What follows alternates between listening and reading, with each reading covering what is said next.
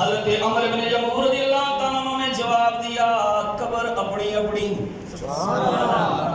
مدار النبوہ کے اندر شیخ عبد المقدس دہلوی فرماتے ہیں عمر بن جموح رضی اللہ تعالیٰ عنہ نے کہا تم نے اپنے بچوں کو کہا تھا میں تمہیں زندہ نہیں دیکھنا چاہتی، ادھر لشکر بہت بڑا آ رہا ہے اور تم نے میرے نبی کا دفاع کرنا ہے. عمر بن جموح نے کہا میرے بچے بادی لے جائیں گے، شہادت کے منصب پر فائد ہو جائیں گے، میں بوڑھا معلوم رہ جاؤں گا، مجھے اونٹنی پر سوار کرو. آپ کی زوجہ نے اونٹنی پر سوار کیا عثمان کو سلام جس نے 4 بچوں کو روانہ کر دیا. اج دین دی گل ہوئے تے کھاساں کتھوں پیساں کتھوں خرچہ کتھوں چلسی. اللہ اکبر. ہم ان کو فالو کرنے والے ہیں جنہوں نے 4 نوجوانوں کو جو سپورٹ کرنے والے ہیں، جو گھر کا خرچ چلانے والے ہیں، ان کو پہلے امام نے بھیجا اور اب شور کی محبت رسول کو دیکھ کر عشق رسول کو دیکھ کر مدد کر رہی ہیں اور ان کو اونٹنی پر سوار کر دیا.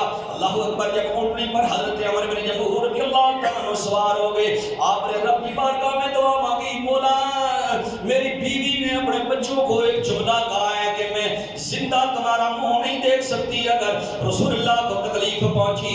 یا اللہ ایک میں دعا کرتا ہوں مولا مجھے دوبارہ مدینے میں نہ پلٹانا، میری شہادت کو ہل کے اندر مجھے نصیب فرمانا. جذبہ جہاد میں سرشار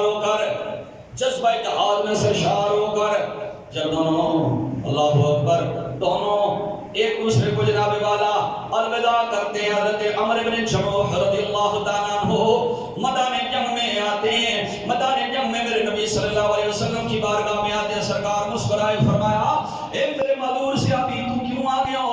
عرض کی یا رسول اللہ مجھے پتا چلا کہ آپ کے دندان مبارک کا کنارہ شہید ہوا ہے، سرکار مجھ سے رہا نہ گیا، میرے بچے بادی لے جائیں تو سرکار میں پیچھے رہ جاؤں. اللہ کے نبی نے فرمایا عمر تیرے 4 بیٹے جامع شہادت. تو یہ مبارک جنتیوں کا باپ بن گیا ہے، شہیدوں کا باپ بن گیا ہے، تو یہ مبارک ہو.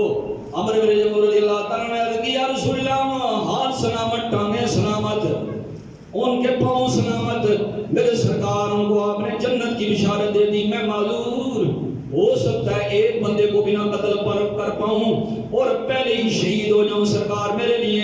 میرے سرکار نے فرمایا عمر کمی تجھ کو بھی نہیں ہوگی، اسی لگڑی ٹانگ کے ساتھ تو جنت کی کیاریوں کے اندر گشت کیا کرے گا.